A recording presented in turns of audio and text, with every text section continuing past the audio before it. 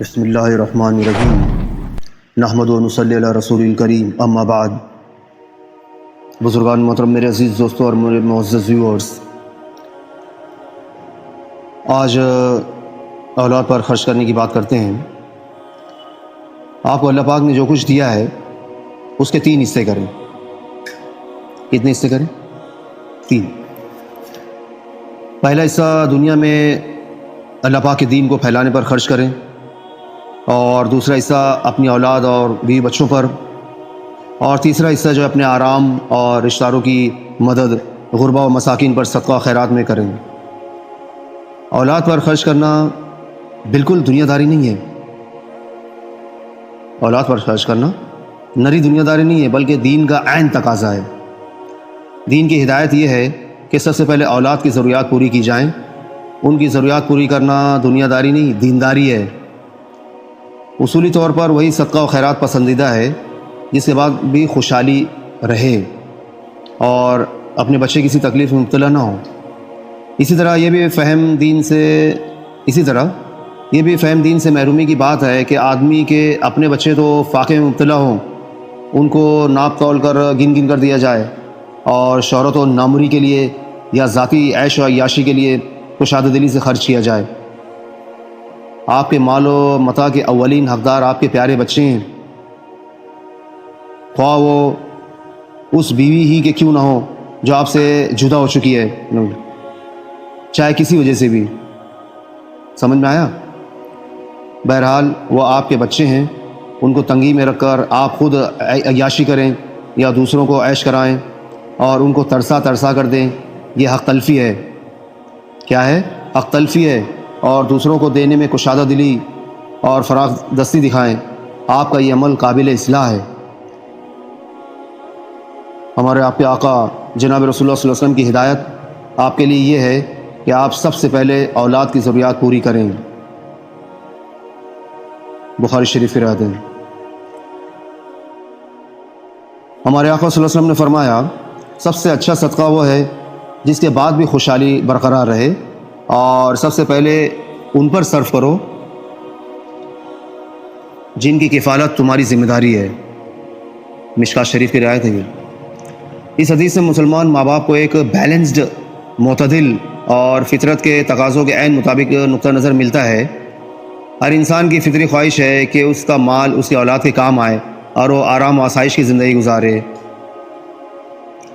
مال و دولت کمانے کا سب سے بڑا موٹیویشن بھی یہی ہے، اور سب سے پہلا پسندیدہ مصرف بھی یہی ہے۔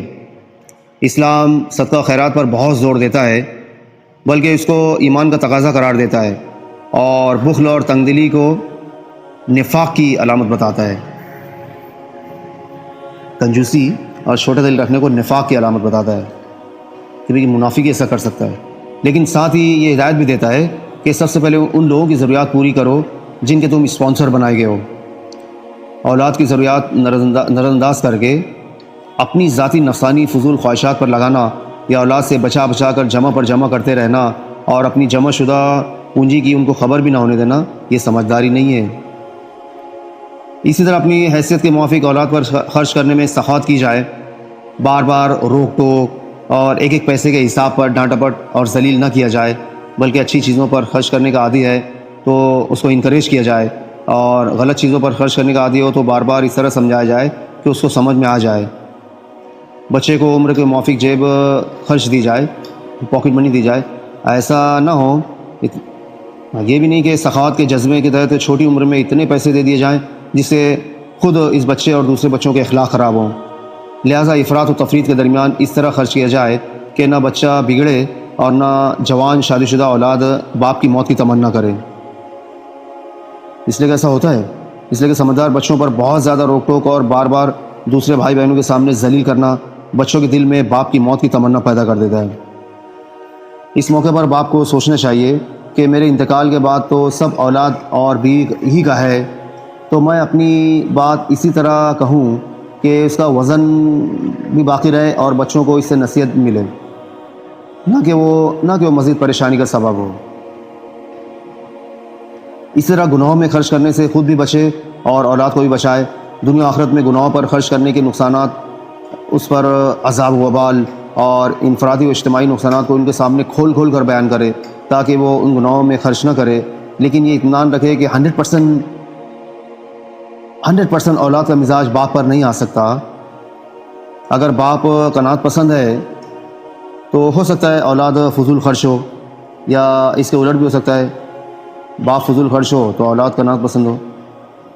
دونوں صورتوں میں سمجھدار والد کو چاہیے کہ خود اپنے اسٹینڈرڈ سے تھوڑا نیچے اترے اور ان کو تھوڑا سا اوپر لے جائے، اور درمیانی راہ اختیار کر کے خود بھی خوش رہے اور بالغ اولاد کو بھی خوش رکھے۔